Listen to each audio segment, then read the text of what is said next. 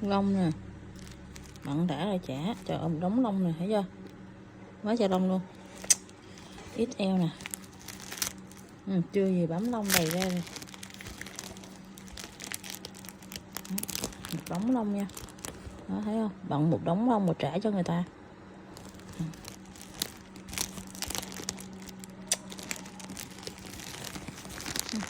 Một đống lông à.